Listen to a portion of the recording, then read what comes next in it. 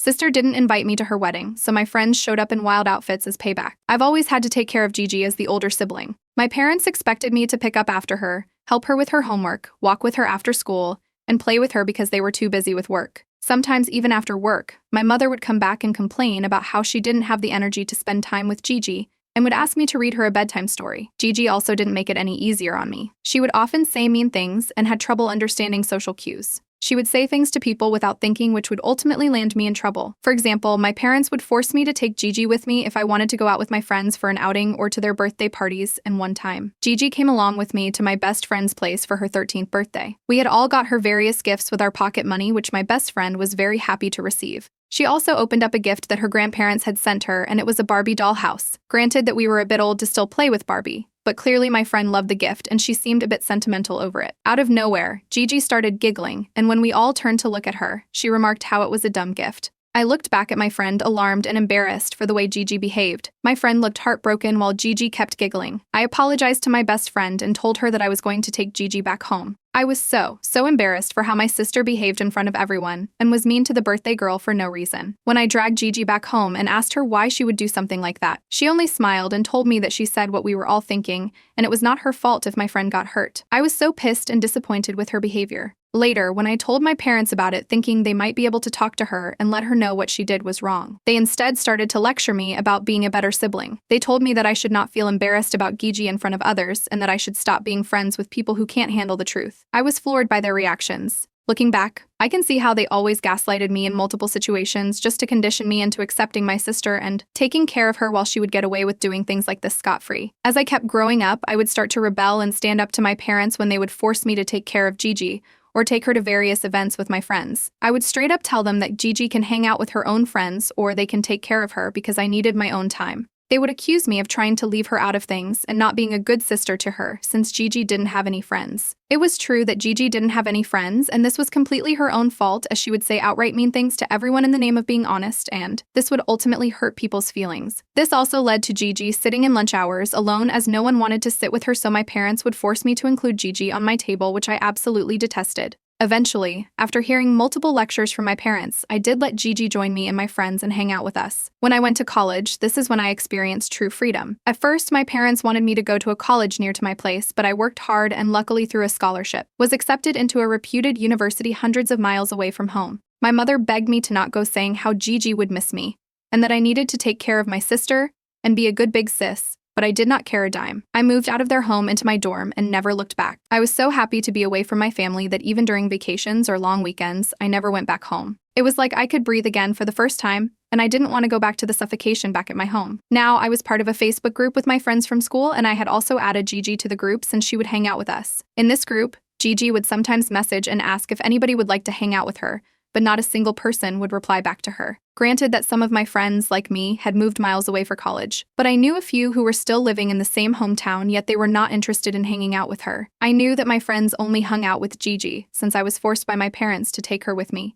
But now that I was not there, they had no reason to hang out with her. I didn't blame them since Gigi never stopped being mean with her comments towards them, so I respected their decisions whatsoever. Yet Gigi would keep asking people in the group to hang out with her. I also heard from some of them that Gigi would try to call them directly to see if they wanted to hang out with her, but they would either make up some excuses or ignore her calls. Meanwhile, Gigi and I hardly talked. She and I had always been forced to be together, and I suspect she didn't like me as much as I didn't enjoy her company either, so now that I was away from home, we hardly ever messaged each other. My parents would sometimes call to give me updates about her life and tell me how I should try to visit them soon and spend time with Gigi, but I paid no heed to them. During my final year of college, I had gone back home since we were all having a school reunion. I was quite excited to see my old friends again and hang out with everyone. When Gigi learned about this, she insisted that she wanted to join me as well since she wanted to hang out with my friends, but this time I sternly told her that these were my friends who I had spent my school days with and she had no right to intrude in this event. My parents tried to argue with me, but I quickly shut them down. I informed them that Gigi needed to have her own friends and her own life without forcing me to take her everywhere since we were not kids anymore. I thought this would be the end of this matter. During the reunion, I found myself immersed in a wave of nostalgia and laughter as we all shared stories and caught up with each other.